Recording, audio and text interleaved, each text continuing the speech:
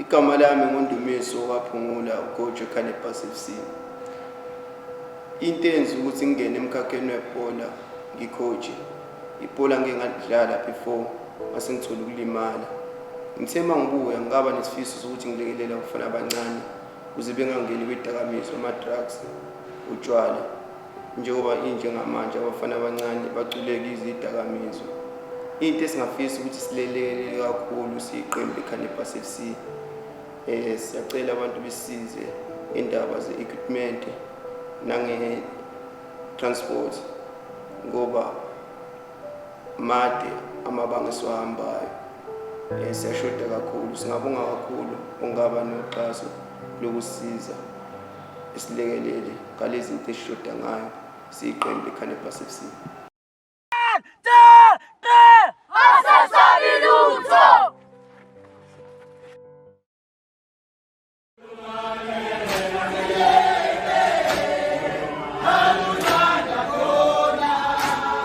E Pernacchetti balona pera.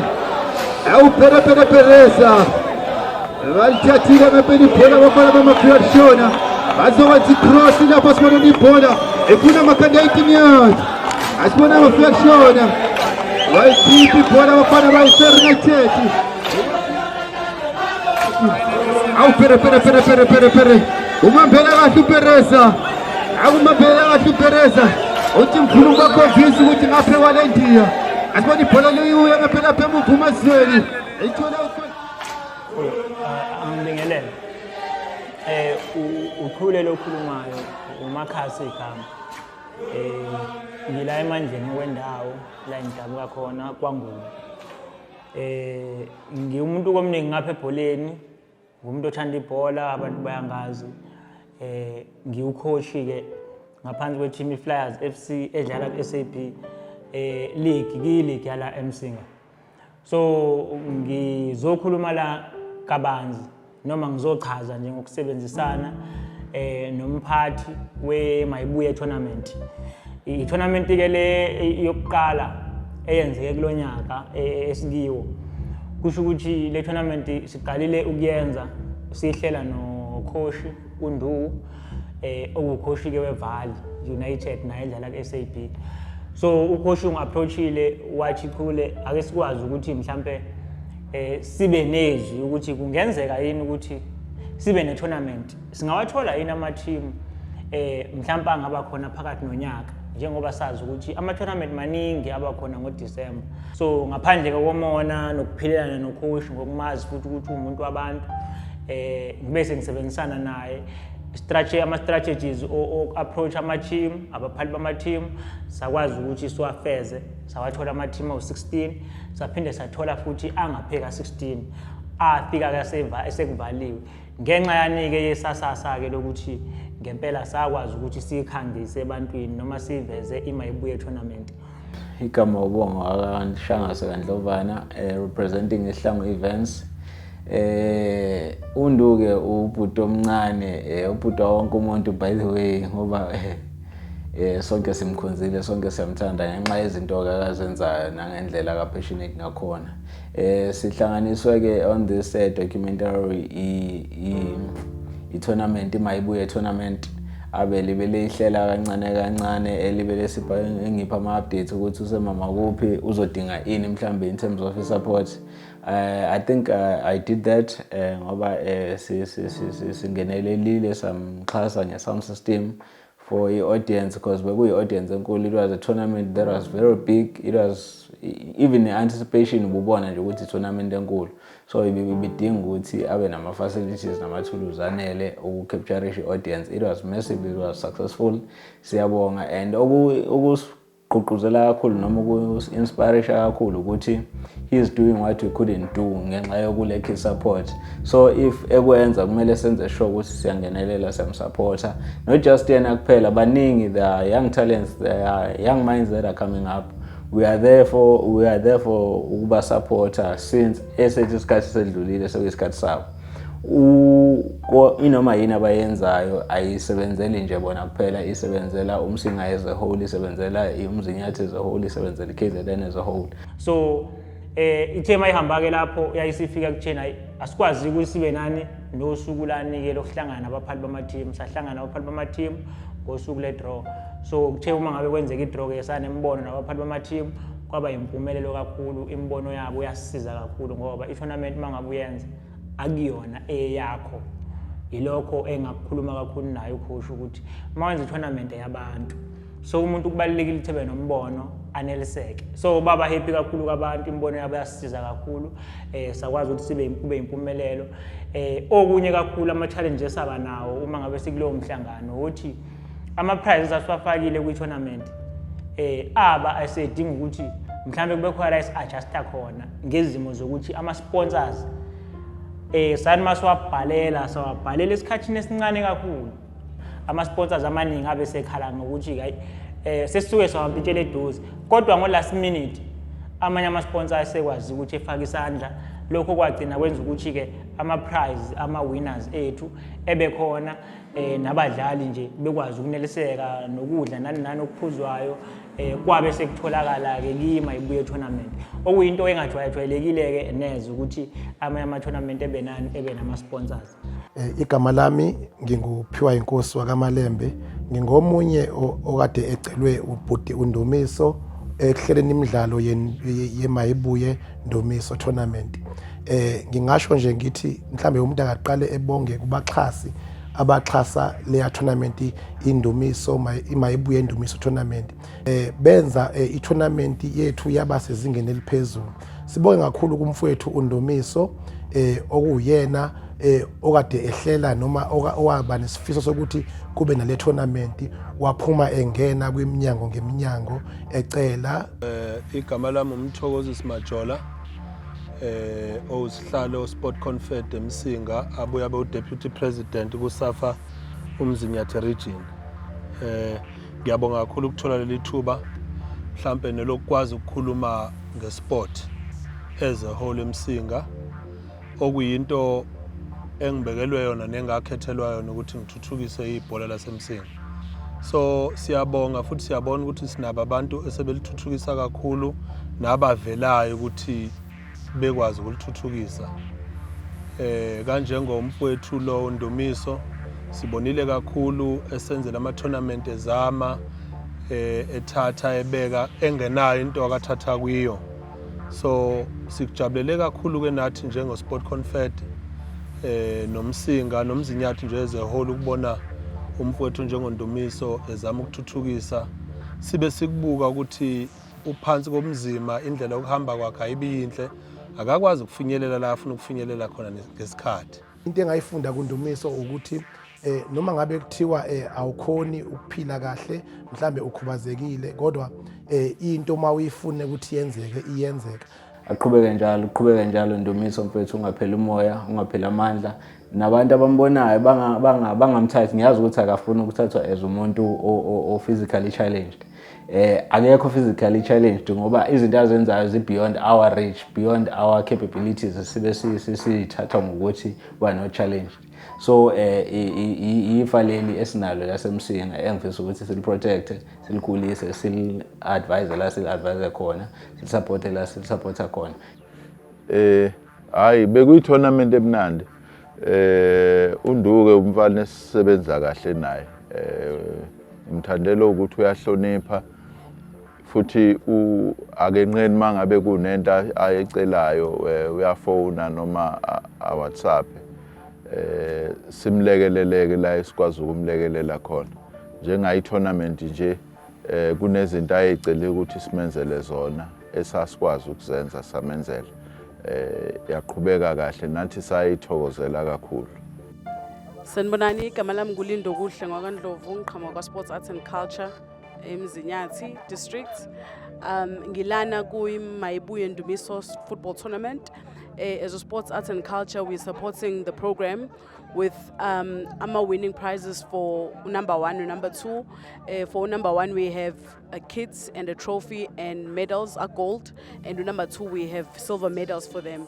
As a developing program, it was for us to ensure ukuthi siyeza sizo-supporter, and having Undu as part of our team osebenza as an EPWP worker osilekelelayo ukuthi sivundulula abadlali emphakathini. So it was within the department ukuthi ensure ukuthi siyayisupporta le program at all costs so that izoqhubeka, and we're hoping ukuthi iminyakeni elandelayo we're going to get bigger exposure and sizokwazi ukuthi sithola abadlali abazomela ama-team amakhulu njengomsinga United, Umvoti United, which are all based eMzinyathi district. Siyabonga kakhulu. Igama lami ngukhetha u-store manager wase-Build It Tukela Ferry.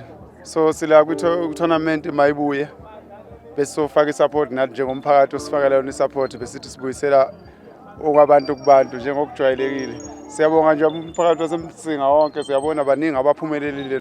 Waqala ngingathanda ukubingelela umphakathi wonke wasemsinga ukuthi sihlangane kule tournament eMayibuye Ndu, umfana omncane osihlelelile. Sajabula kakhulu sibe la as njengoba sila sisonke ngila ngipresenta iKhozinkosi Spa. Umfana isikhathi efike ezofuna uxhaso nokulekelelwa ukwenza into enjengale. Sukumele phezulu njengomfana esimaziyo omncane okhulele la eMsinga, sathi asimlekelele. Futhi sayibona into yakhe ukuthi iyasebenza, inesasasa elikhulu kakhulu uma ungabona indlela abantu abaningi ngayo. Ngakho siyajabula kakhulu ukuthi umfana omncane ngakho sendaweni ekwazi uqoqa abantu behlangana ndawonye bezojabulela imidlalo yebhola. Ngakho sikhona noma ngakuthi isiphi isikhathi akasifuna ngaso sofika somsupport umfana ngenxa ukuthi sayibona into yakhe ukuthi iyasebenza. Isiqoqeni nabafana abancane emasayidini akekho umuntu olitshela ukuyoganga, wonke umuntu la egroundini. On behalf of Otebanese, Peter Tukela Ferry, sizocela ubulisa umphakathi. Okusho nje ukuthi besike saba yipart ye Mayibuye tournament that was happening or held eMsinga. It is very important for each and every Debonese to donate or give back to the community. So it will be a platform for us to provide or to be part of the tournament by giving back a donation, which was very exciting to us. So kuhle kakhulu okwenzekayo, kuhle kakhulu akakwenzayo. I wish engaqhubekela phambili abe successful. Ngiyazi ukuthi this is an annual event manje ezoqhubeka every year with ama partners are involved, kubuye ngathi i-sustainable. Sifisa ukuthi ikhule every year, multiply until izicapturisha nalabo bafana laba asebebizwa ngamaphara manje. Because ekugcineni kosuku it's not about the game, it's about the narrative. We are changing ubuso bomsimba. Ngicabanga ukuthi lokho kubaluleke kakhulu. So ngizothanda ukubonga kakhulu kuma sponsors sibe nawo, ngiphinde futhi ke ngibonge nabo bonke abantu ababengxenye ye tournament. Yaba inhle kakhulu, yahamba futhi kahle ngoba nami ngangomunye wayengicelile ukuthi ngimlekelele noma silekelelane ngasetafuleni ukuhlela nje zonke izinto. Nabasiza ezintweni eziningi, sabonga kakhulu. Kwaba kuhle kakhulu, nemidlalo yahamba kahle kakhulu yonke. Nesifiso ke sokuthi engathi ngaqhubeka njalo ibe khona ngoba kwakuwabafana abancane intsha yayenza izinto ezinhle. Indlela ke i-tournament yaba ngakhona yasenza ukuthi nathi sibone ukuthi eMsinga kukhona esingakwenza. So okube yinto yenza ukuthi nami ngiye all out ngizame ukuvela ngimxhase kanje ngoba sizamile ukuthi ngimpe mhlawumbe amabholanyana ambalwa kwi-tournament yakhe. Samupha futhi nento efana njenge golden boot eyayitholwe umuntu owayevelele wedlale kahle weshaya amagoli amaningi. Ngampela ke wayithola ke sizama ukuxhasa lapha nalapha ya. So siyayifisa kube into eqhubekalayo. Kodwa entweni engiziphicaphile nezibe ubunzima kuye indlela yokuhamba. Kanje ngokuba unasi isitulo akahamba ngaso kodwa uma engekho ozomqhuba noma ozomphusha kusho ukuthi indlela yakhe ibe isifekela kanjalo. Ukuhlehla nje kancane enyakeni ophelile bekunamasalga ngike ngamkhetha womunye coach ozoba khona kumasalga, but sesimkhethile saphinde sabona futhi sinengcindezi ukuthi akekho umuntu ozomphusha emagroundini, indlela yakhe ayihlelekile kahle ukuthi akwazi ukufinyelela la kufanele afinyelele khona ngenxa ukuthi uma uthathe yena kufuna kube nomuntu futhi ozokwazi ukumthatha.